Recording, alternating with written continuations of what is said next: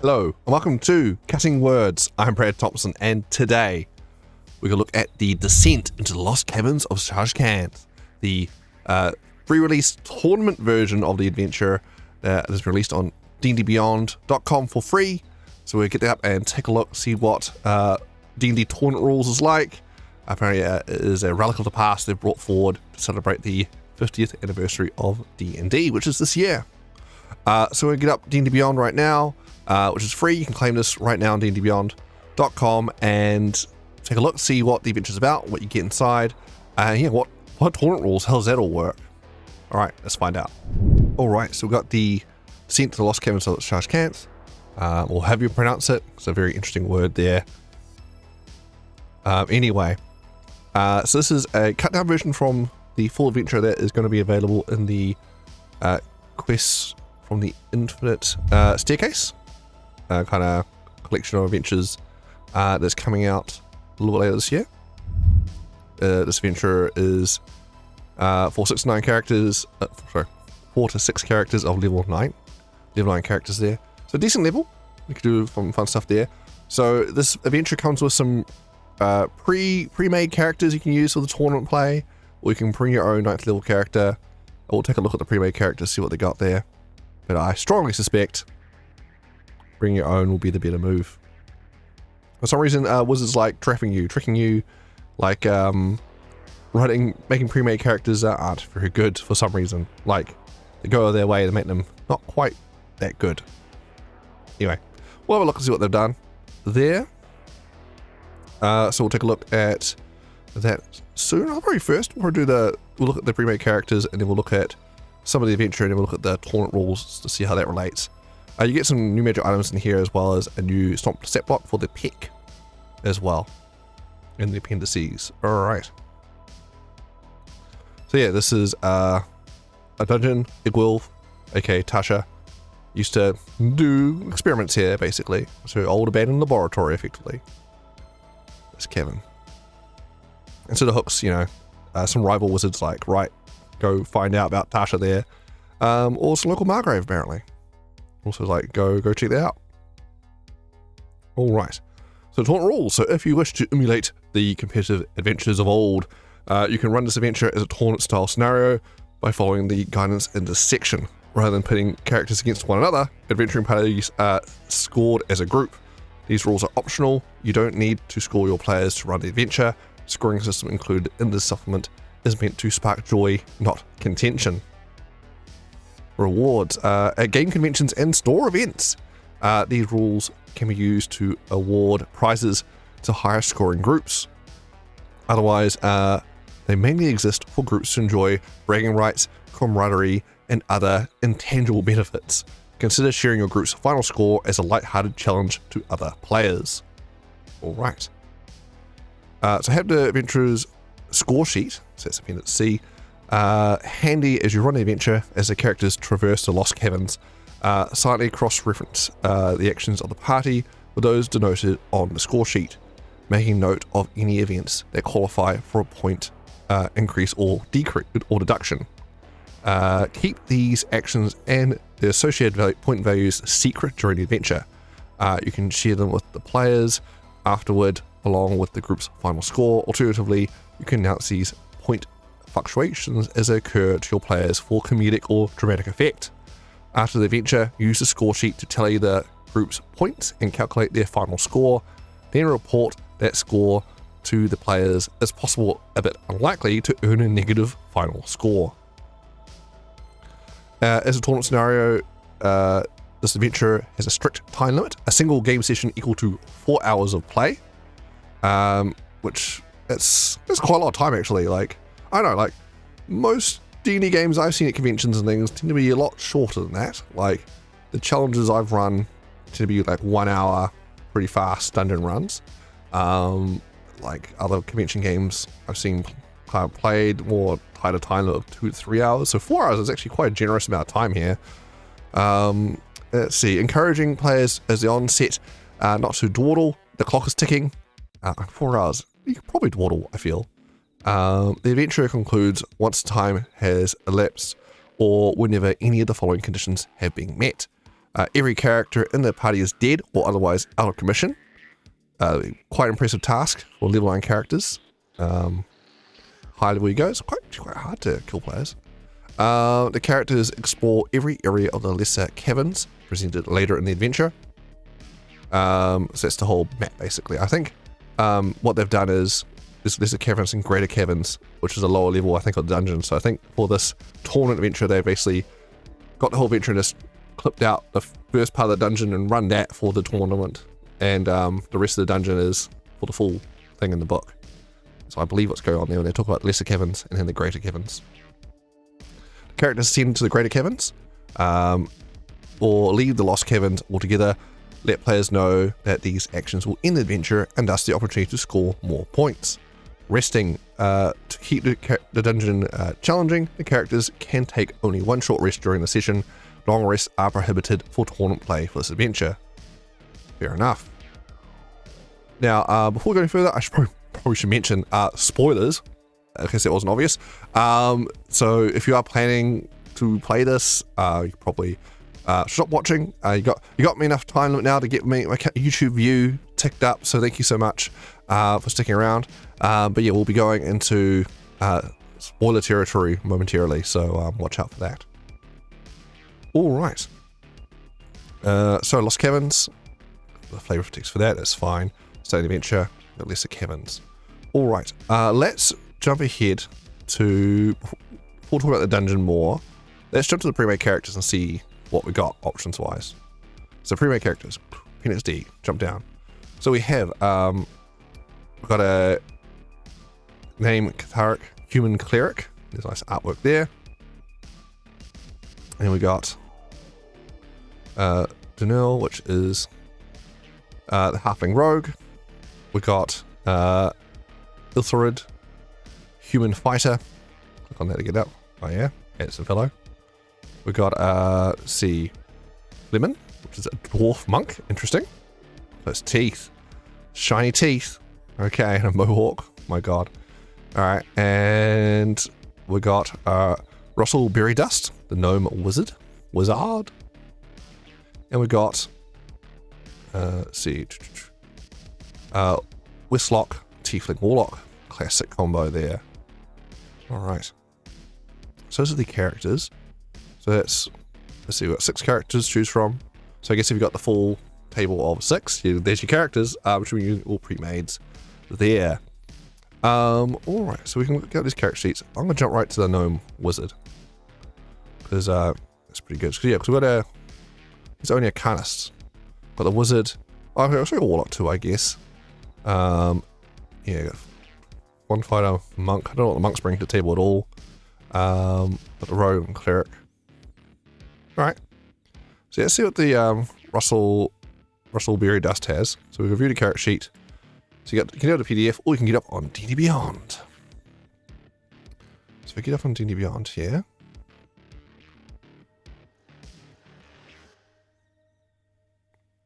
Here he is. Forest Gnome Wizard. So he's got 8 strength, 15 dex, odd number, okay. Constitution 14 there, intelligence 20, so plus 5, very good for the wizard there. Wisdom plus 1, charisma 10, okay, interesting. Now we've got our features and traits. So this guy is an evocationist wizard, so evocation savant. So we've got the sculpt spell, so AoE, you can choose to make your friends not get hit by that basically. You got potent cantrip as well, so your cantrips, saving throws, always do half damage. Alright, for this guy. Check spells. So he doesn't have a single cantrip that does a saving throw. they're all roll a hit. So basically, he's not using that class feature at all. Okay. Just ignore that class feature. Sorry. No saving throw cantrips for you. No Toll the Dead or anything. No. Alright then. And we've got, let's see. Spell-wise, we've got Shield of Mage Armor. Okay. For AoE though, we've got nothing there.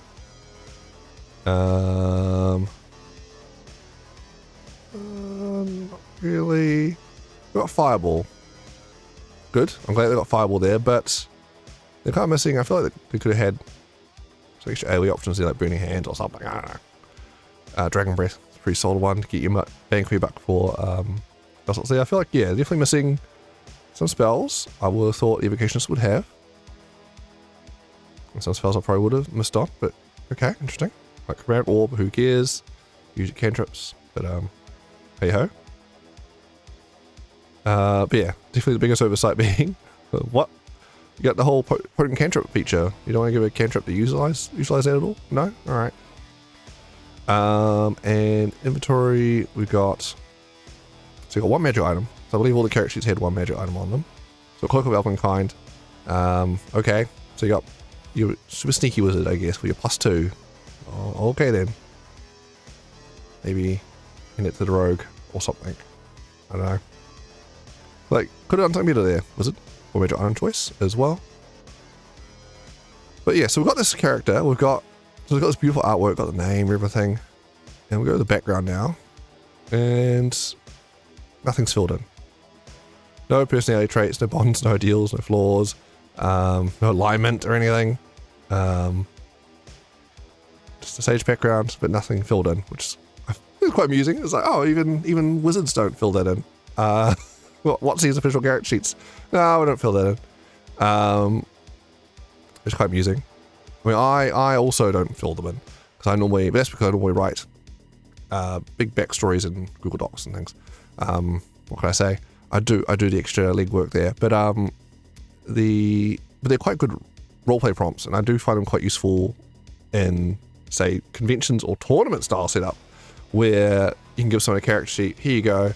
They can quickly look at that. Some roleplay prompts to roleplay your character with. It's quite useful to have little quick prompts there. Get around to some roleplay going on. So it's not just a dungeon crawl, not replaying a character. I'm just gaming it here. But yeah, they didn't bother putting that on any of the characters. But they put the artwork on. They made artwork and a name and everything. Like, you don't want to just spend extra 5 minutes filling that in too? I don't know. Anyway, so that's kind of the vibe of the characters. They're definitely, I felt like very slapped together last minute, almost, because they're definitely missing a few things there that would make sense for that subclass to take.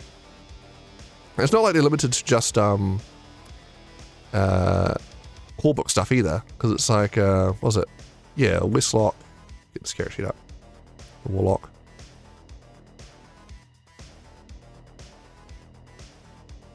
Load. She is a Bladelock, and she has some class features from Xanathar's in here, like the Smite. There's Eldritch Smite from Xanathar's and things. So it's not like they're limited themselves just for the player's handbook options here.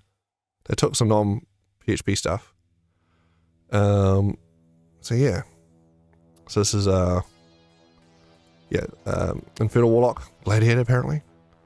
Good luck being melee attacking with that 14 AC. Hey ho, what are you gonna do? What do you got for spells? There we go. Yeah, anyway. They all got little, not quite optimized options there. Only 18 charisma compared to the wizards thing. Anyway. Like the monk's a strength monk. I don't know why the monk is a strength monk, but there you go. I don't know why. I didn't realize that was a choice. Like, oh, okay. Monk uses strength. The strength's higher than the dex. Okay. Interesting choice. I guess it technically works. You can just punch using strength. Ignore that whole class feature that uses dex instead of strength for melee attacks. Okay. What's monk? Which is this monk? This is a open hand monk, of course. So there we go. What was the magic item actually? They've got Rope of Climbing. Great. What a useful magic item to choose. Okay. So yeah. This little character you're going to be in for, picking all these pre-mades. They all kind of like that. Alright, that's enough looking at these pre-made characters. Let's go look at the adventurer. So I'm going to jump up to the Lost Caverns. Let's go list cavern features. So before we can look at the score sheet, we need to get a sense of what we're in for here. So I'll go through the first room, and then we'll look at the score sheet that's associated with that room, and you can see what it's all about. So yeah, so we've got oh, by the way, there's no lighting here. You need dark vision, otherwise get stuffed. Watch out for that river. Drink save. We get swept away. DC 15. There's a river on here. Ceilings aren't terribly high. 15 feet high corridors. 20 feet high chambers. Anyway, so this is the map of the place. Whoa! Dimension spoilers. So you show up over here. L1. And I believe the exit is, yeah, here, L16.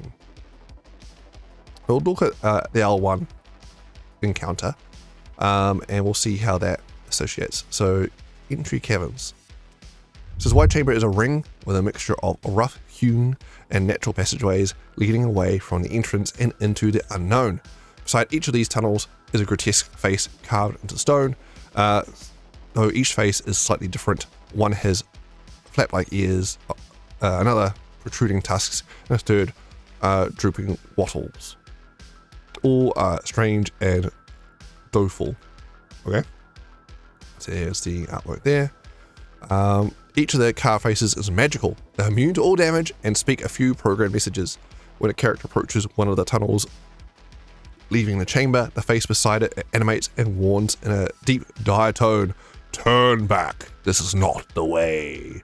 A character who examines one of the faces and succeeds on a DC 15 perception check notices the glint of a gemstone in its mouth. Speaking to the faces repeat their warning is spoken to, except if the following two circumstances. Say "ah." If a character asks one of the faces to open its mouth, stick out its tongue, or yawn, the face sticks out its tongue and says "ah," revealing a gemstone the size of a hen's egg on its tongue.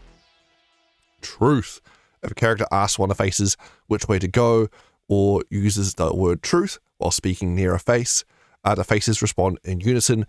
5 of the faces lie, saying "my way is the right way." The face marking the southeast tunnel leading to area L9, however, responds "I watch the best way."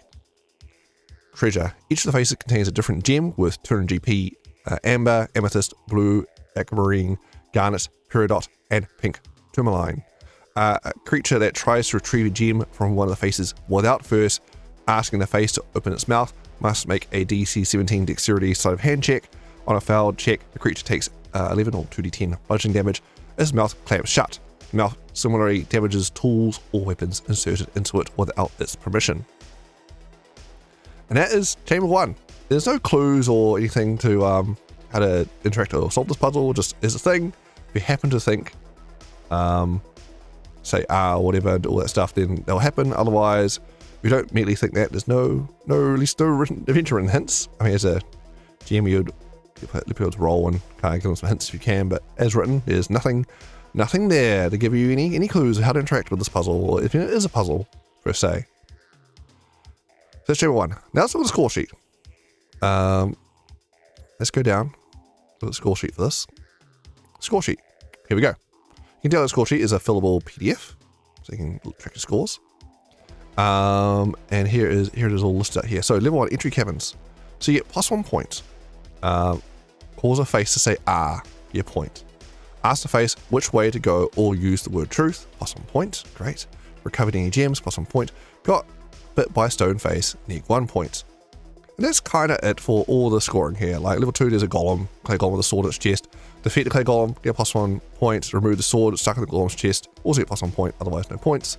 So a lot of these points are very much like you have to read the GM's, or I guess the Dungeon Master, or I guess the writer of the adventure's mind, I guess, to know what to do to get the point. So you have to solve it a certain way for some of these, or no, do you need to interact to get this thing, get this point? This point system's very arbitrary. It's like, what is this? Let's get like a cast control water breathing, or water walk specifically in this place gets +1 point. Now the underground lake, we cast those spells, good. Otherwise, no point for you. Yeah, so it's very strange. way of doing it, but I guess it's probably how they did it back in the day. I assume. Let's do the score sheets. This is the PDF here. There it is. It's all fillable. So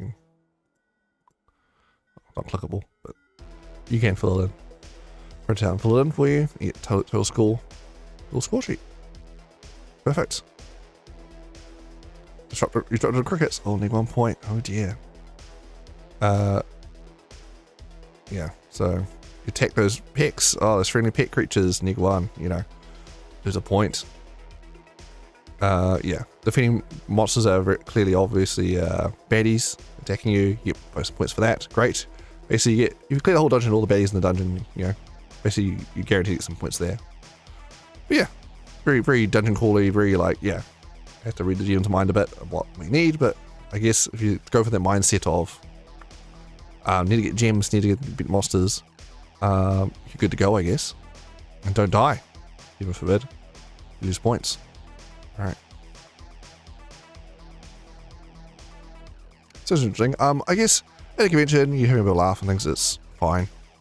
But definitely don't go into this for, I guess, expecting a lot of intense roleplay or detailed storyline. In fact, there's not really a storyline here. I mean, there's allusions to it in the lead up, but because they cut the adventure in half, you don't really get the whole adventure. You don't get the intro, you get into the dungeon. I assume all the meat is in the the bit that's not in here because there's not enough time.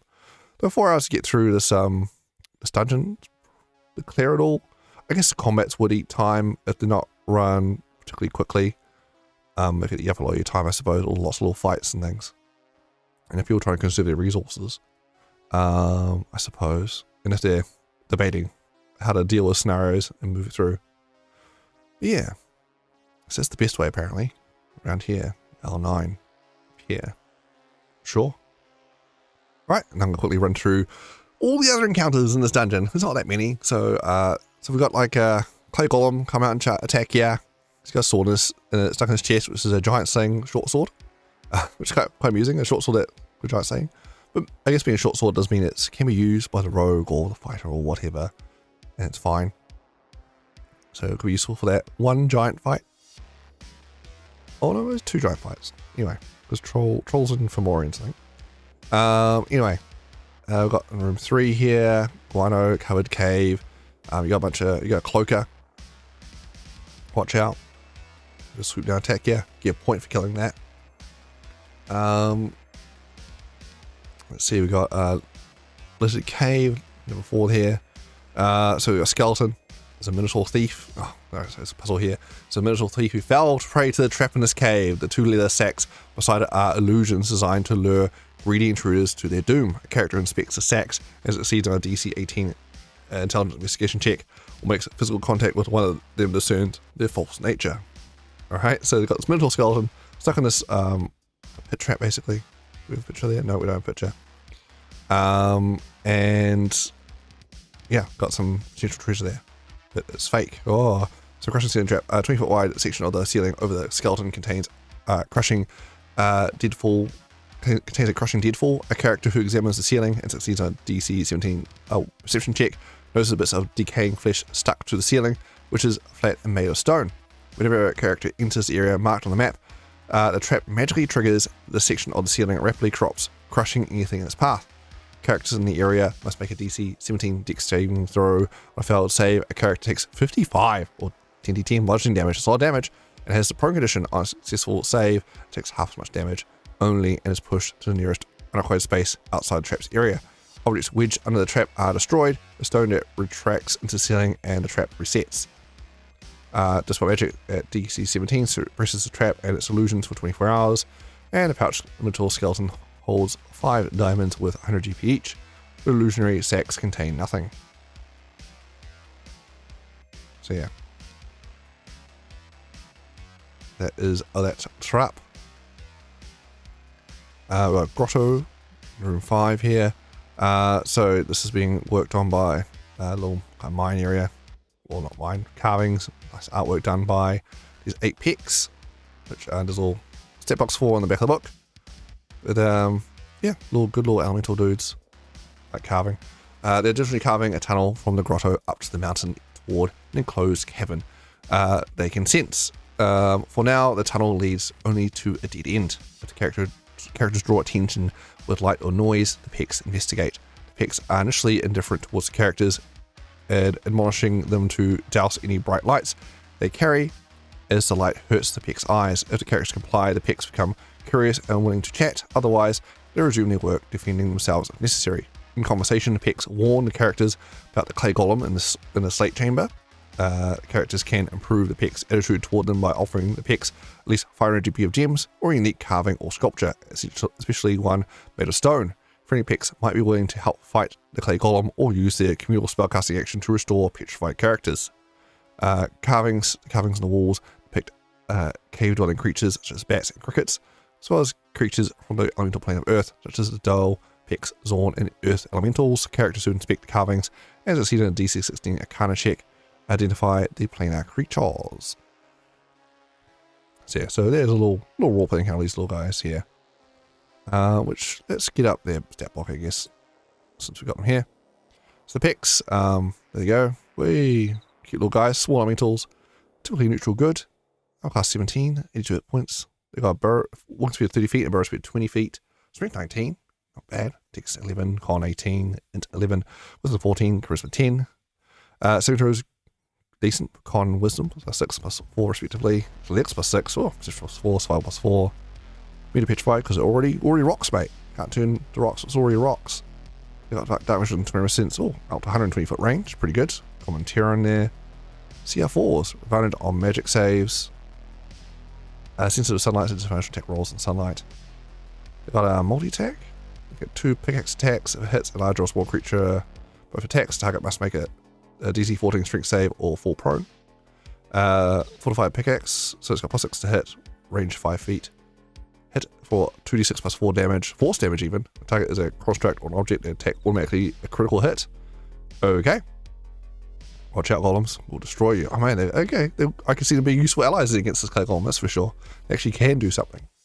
Communal spellcasting. The Pecs works with the Pec that works with 3 or more Pecs to cast the spells, require no spell components, and using Wisdom as the spellcasting ability. DC 12.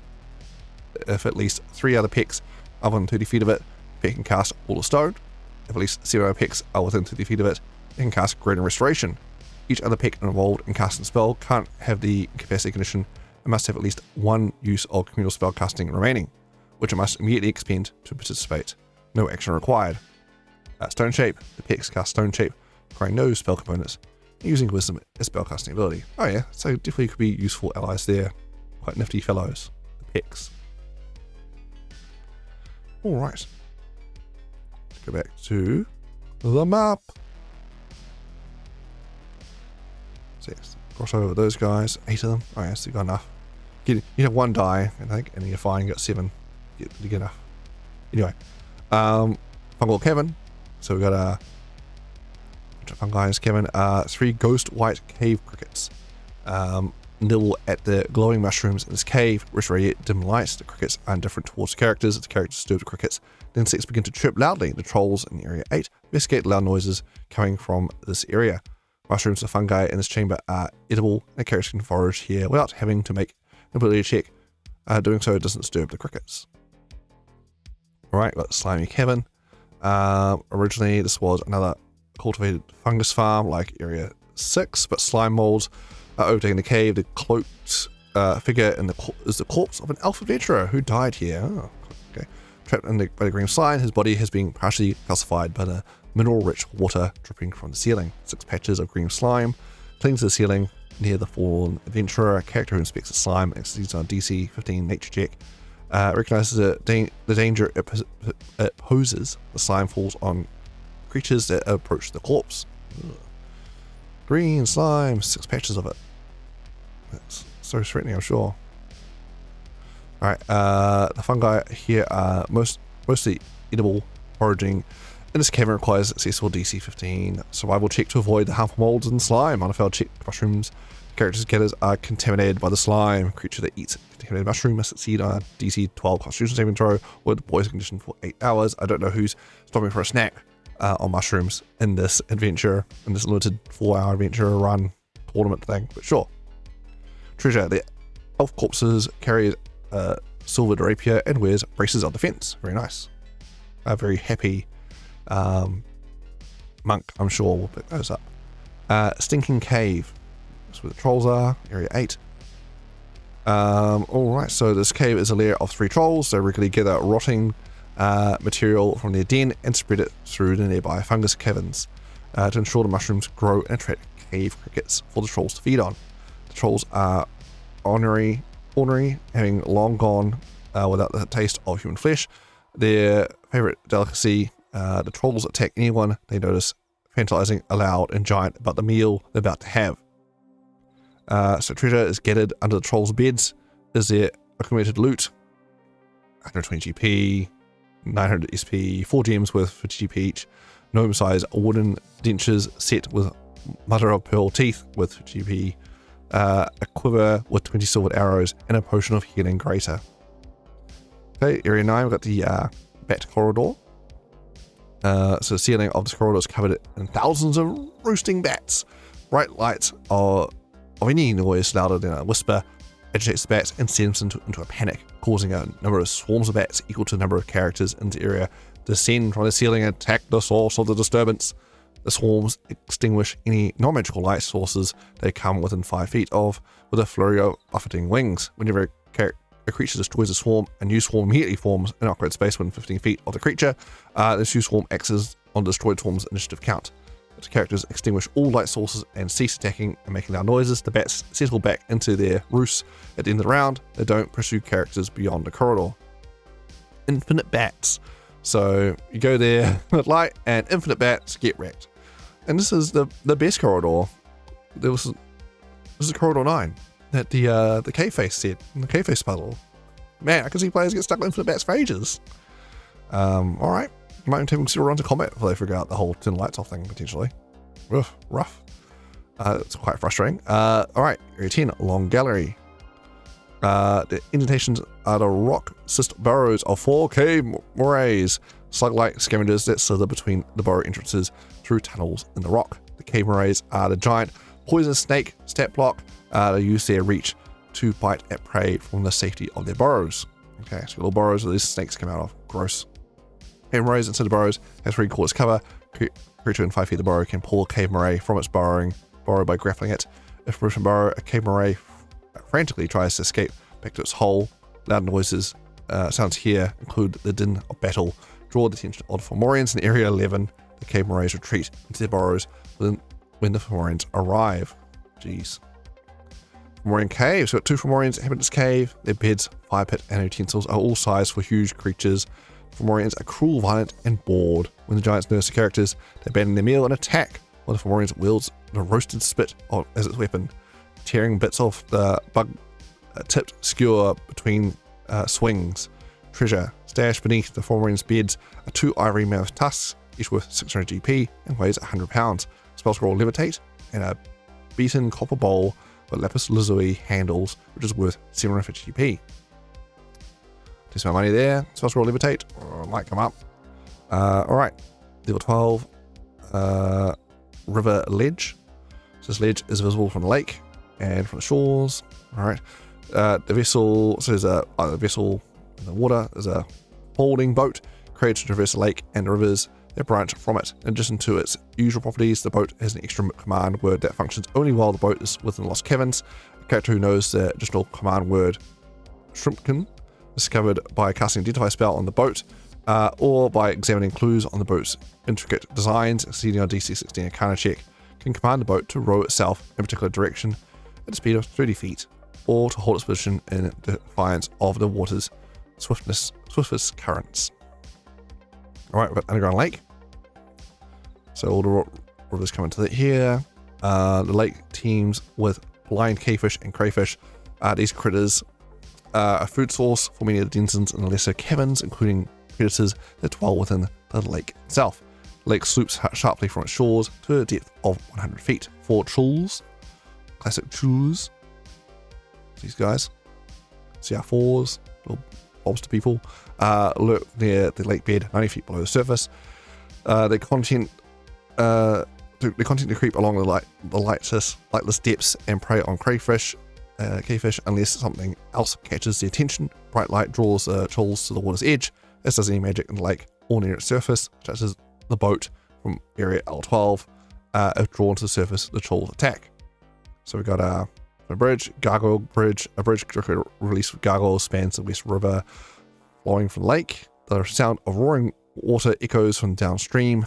A short distance beyond the bridge, the river becomes a waterfall, plummeting 300 feet into underground and dark lake. The lake and the creatures that inhabit it are beyond the scope of this adventure, but you can flesh them out as you see fit. Hurrah! Alright, area 14, we've got the 4 basilisks to hold in this cave. Jeez, turn to stone, goodbye. Toward the back of the cave is a nest where the basilisks lay eggs. The basilisks are protective of their den, attacking any creatures that enter the cave. Treasure the head of and shoulder of a petrified gnome lie near the basilisk nest. At the back of the cave, the broken statue wears a pair of unpetrified goggles, which are eyes of minute seeing. Woohoo! Alright, we've got the rainbow cavern. So we've got,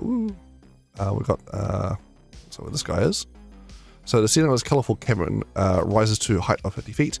Careful examination of the floor reveals many cracked bone fragments among the stalagmites, once the lair of a chimera. This cavern is now home to Lod, a clever and long-lived Behar, who ousted a smaller, weaker creature that preceded him. Lod speaks common and giant. In addition to draconic, Behar lurks on a roofless ledge near the entrance to the chamber, waiting for morsels worthy of his hunger. Lud is hostile towards intruders, but he doesn't immediately resort to violence. Though he's selfish and cruel, the Behar hasn't survived this long by attempting to devour every creature that enters his lair, especially hardened adventurers.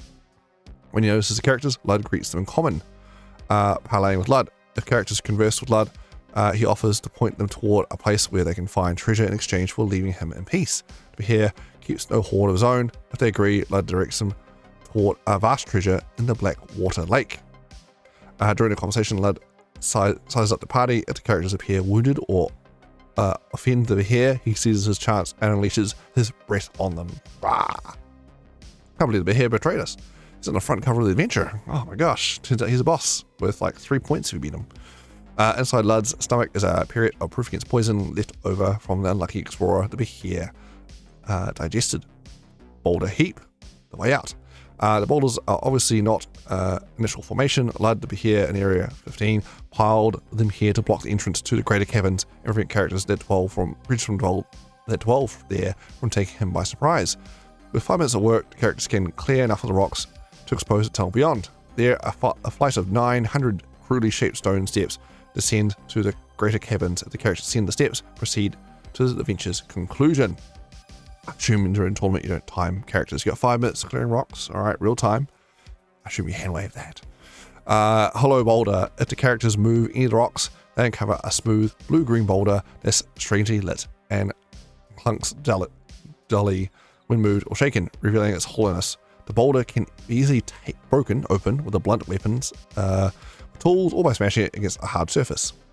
Graven glyphs. Inside the hollow boulder is a bronze tablet with 100 GP. The tablet is etched with a poem for those hoping to delve into the greater caverns. It offers cryptic insight on how to enter Igul's inner sanctum in the greater caverns, which Archmage's true prize resides. The poem reads as follows. Gosh, sure. Let's read a poem, I guess. Here we go. In the center lies the gate, but its locks will surely vex. Many are the guards who wait as you seek the middle hex. Randomly sent to find a way back to a different iron door. A 7th time you may stay and seek the glowing prize no more. You have won old Igul's prize, her hoard cache of magic, and freed the one with yearning eyes, whose lot was hunger tragic. Who knows what that means? Alright. Lavish Parlor. Area 17. So we've got this area is brightly lit. Nobles, there's nobles here, dancing around.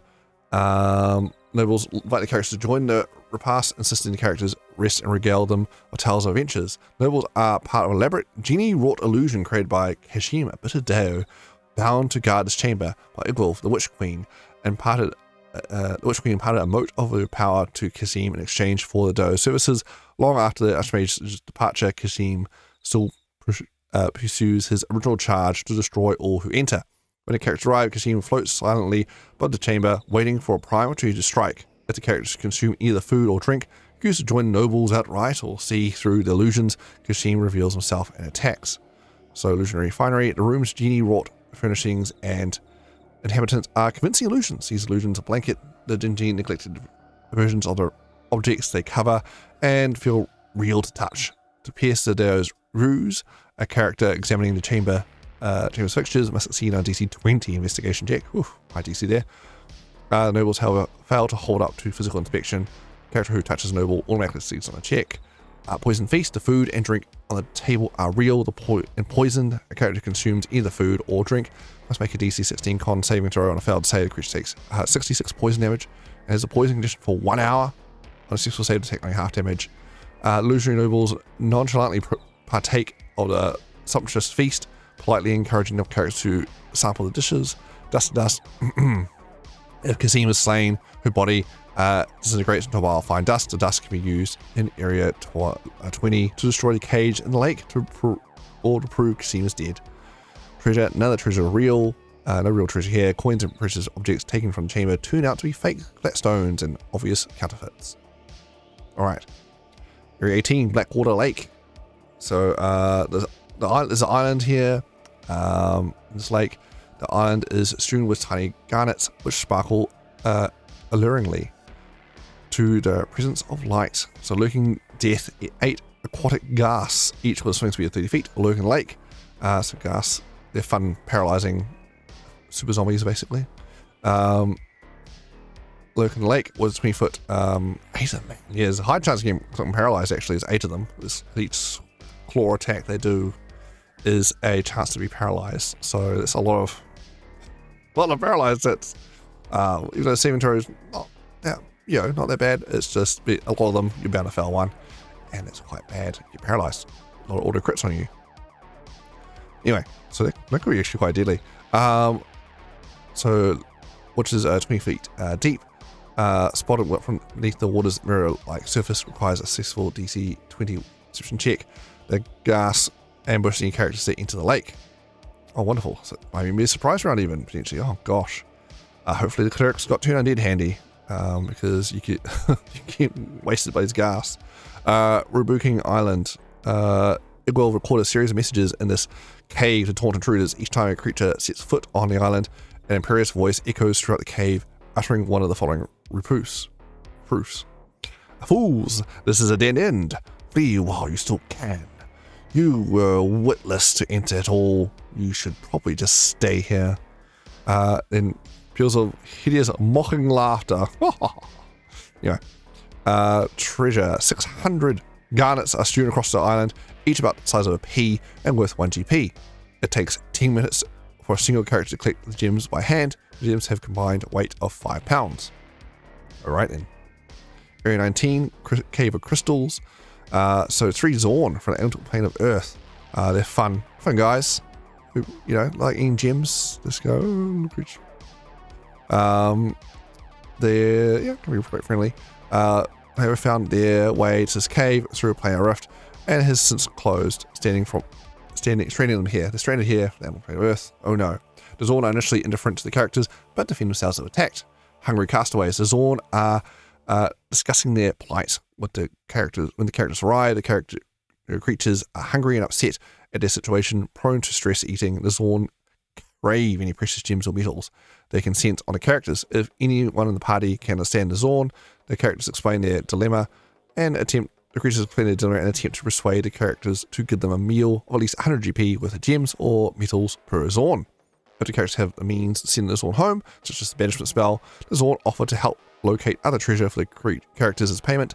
Alternatively, a single character can convince the Zorn to assist them in defeating a threat elsewhere in the caverns with a successful DC 18 Charisma Persuasion check. Isn't that nice?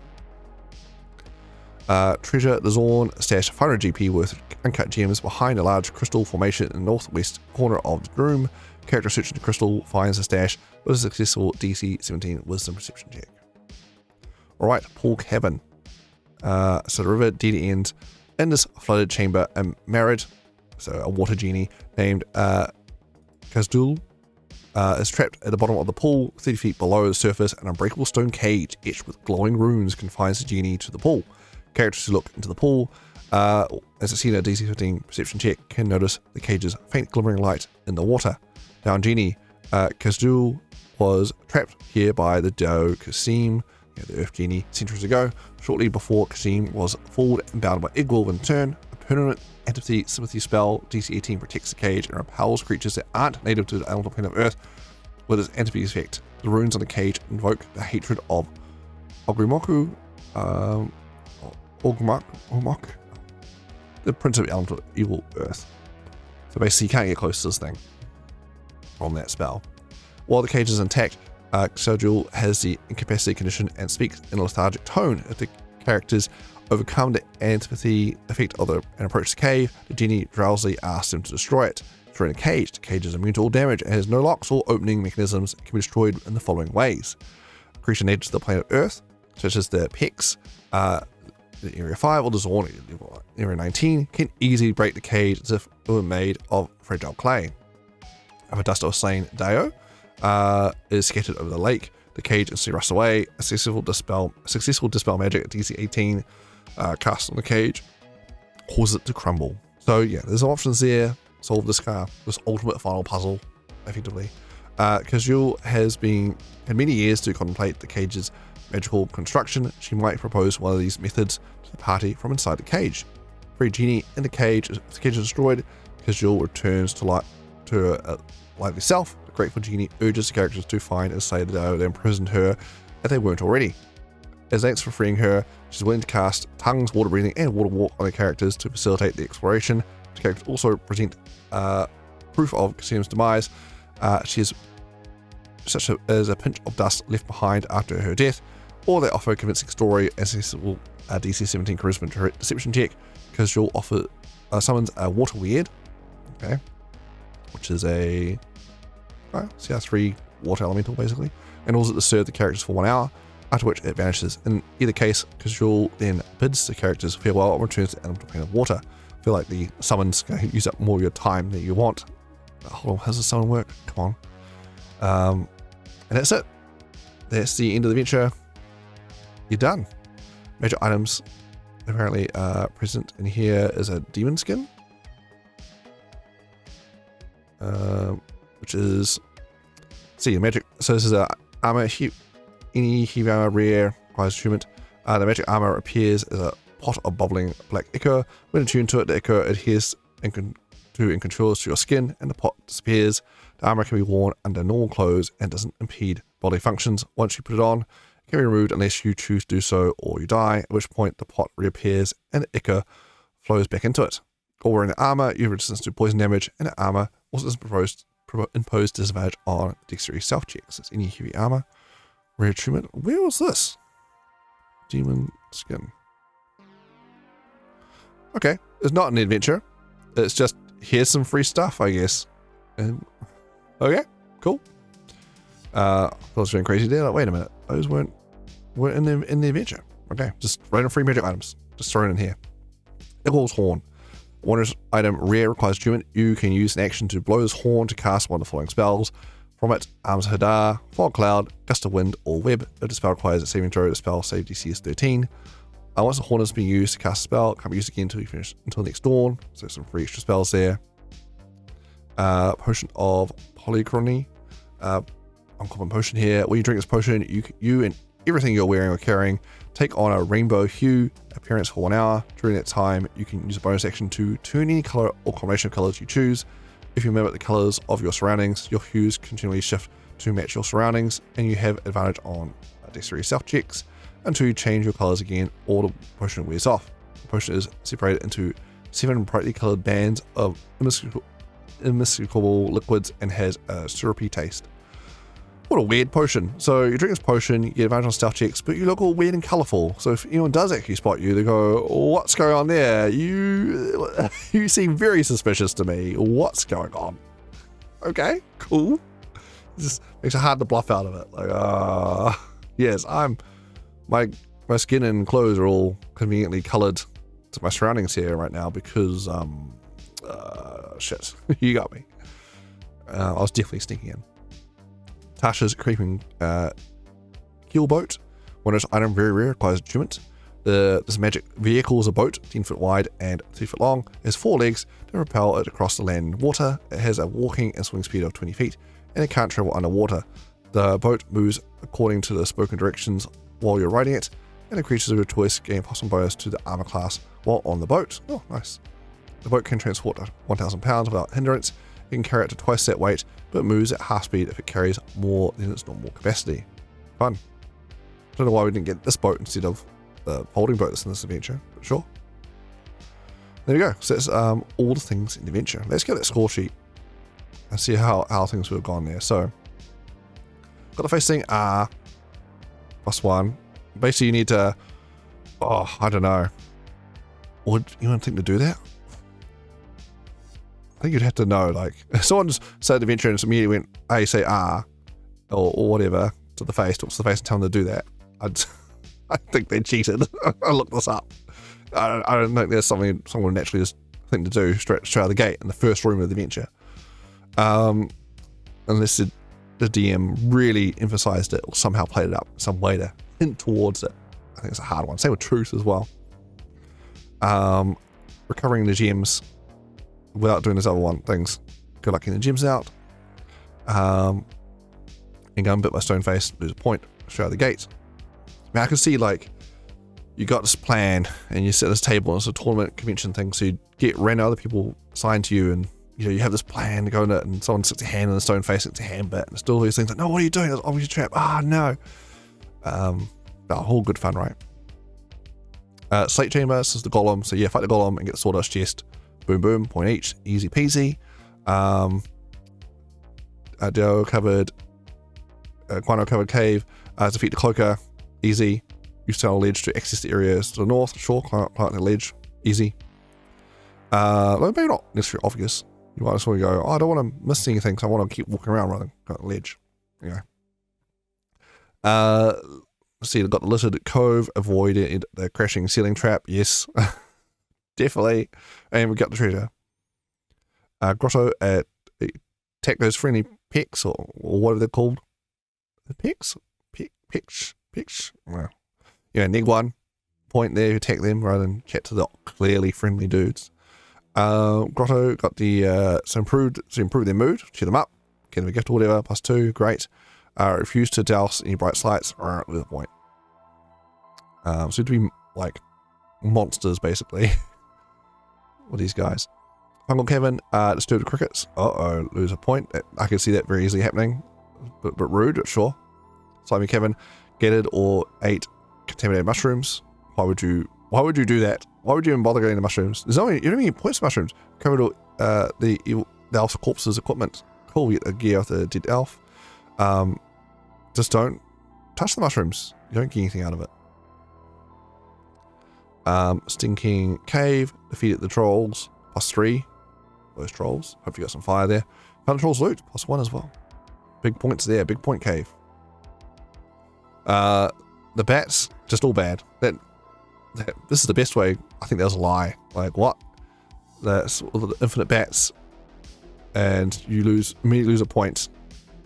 It's the worst. Don't go that way. It's the worst. Alright. Here, take attention to the Fomorians. Lose a point. If you got the Fomorians that come after you straight away. Pull a cave moray from its burrow, +1, yay. Fomorian cave, defeat the Fomorians, +3 points. Hot damn, get their loot, +1, so it's 4 points, amazing. River Ledge, learn the boat's command word. So you cast the entire on the boat, good job. +1 point there. Defeat the trolls in the underground lake, +2 points. Fail shrink save against the waters, lose a point. Use water spells you happen to have, +1 point, great. Bessus Den, defeat the Bessus, +1 point. One more character get petrified, lose 1 point. So, and recover the treasure of Bessus Nest. I mean, it's a high chance of this being in Penalty Cave. Don't bother.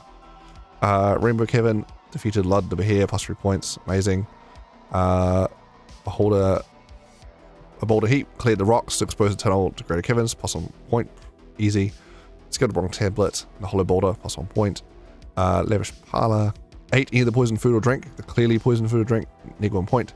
Defeat the genie, +2, yay.